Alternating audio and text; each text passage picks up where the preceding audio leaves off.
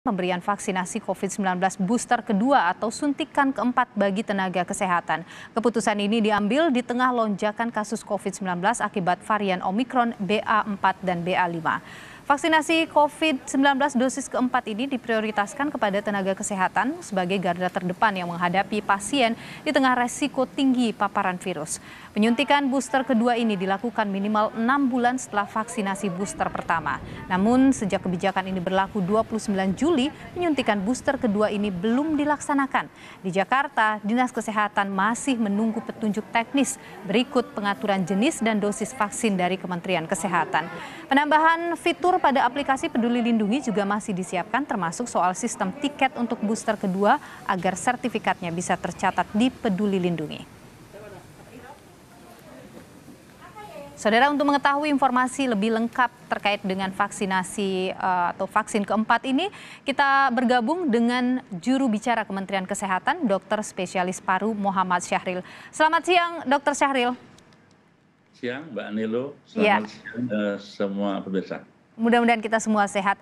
Dok, pertanyaan pertama saya ini, sejauh ini ada berapa jumlah tenaga kesehatan yang terinfeksi COVID-19 sejak varian Omikron BA4 dan BA5 ini mulai meluas di Indonesia?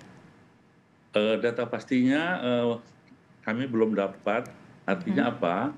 Memang tidak terlalu banyak ya saat ini, karena data dari tenaga kesehatan yang terkonfirmasi itu masih sedikit di daerah masing-masing. Artinya tidak terlalu mengkhawatirkan begitu, Dok? Tidak mengkhawatirkan, cuman masalahnya adalah dengan kenaikan kasus ini ya, dengan varian yang baru, terutama BA5 Mbak ya, terutama BA5, maka kita harus ancang-ancang nih siap-siap.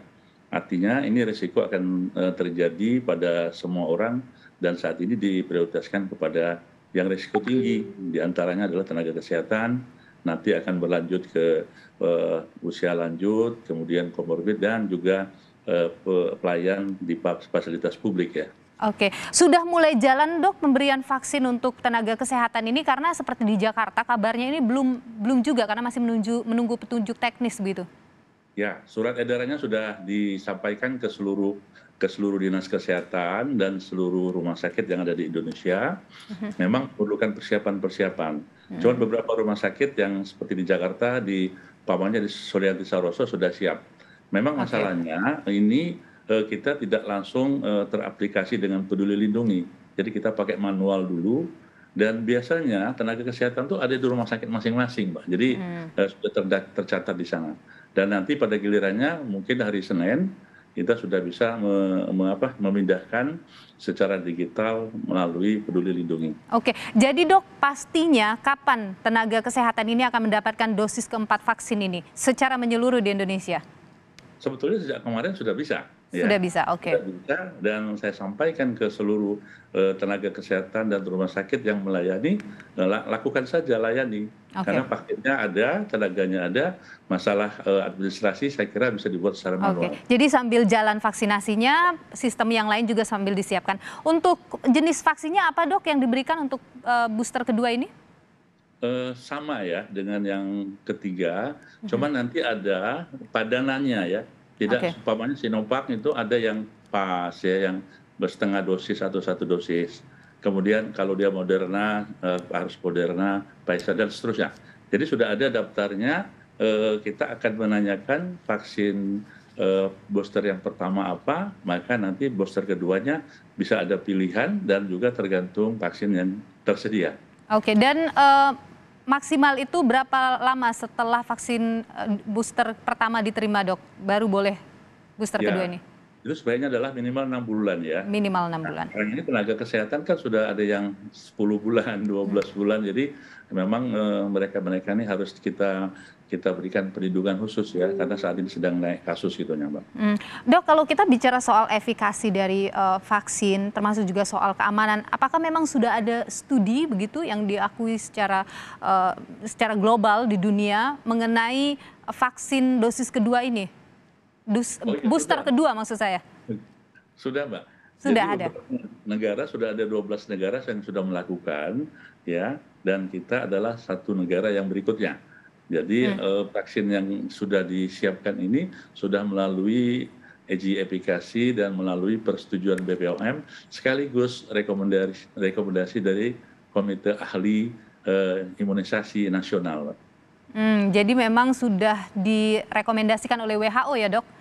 Ya, sama ITAGI ya. ITAGI itu Komite Ahli Imunisasi Nasional ya. Oke, baik. Dok, kalau kita bicara soal capaian vaksinasi booster untuk masyarakat secara umum ya, ini kan masih di bawah 30%, Dok.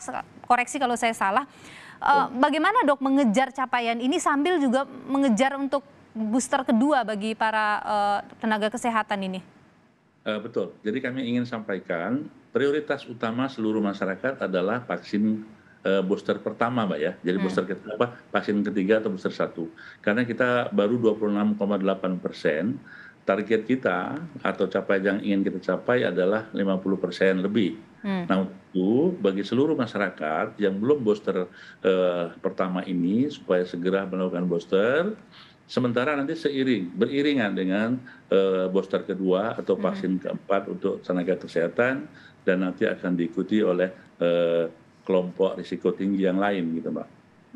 Dok, meskipun pemerintah sudah memberikan semacam aturan ya bahwa sekarang ini masuk kemanapun harus sudah vaksin booster, tetapi sepertinya masyarakat juga masih enggan untuk vaksin booster ini. Apa yang akan dilakukan pemerintah untuk memastikan kita akan mencapai vaksinasi secara komplit secepatnya? Ya, ini merupakan tanggung jawab bersama gitu Mbak Nilo ya. Tolong melalui Kompas TV ini juga disampaikan bahwasanya resiko ini harus diketahui dan diedukasi kepada seluruh masyarakat, termasuk melalui Kompas TV ini.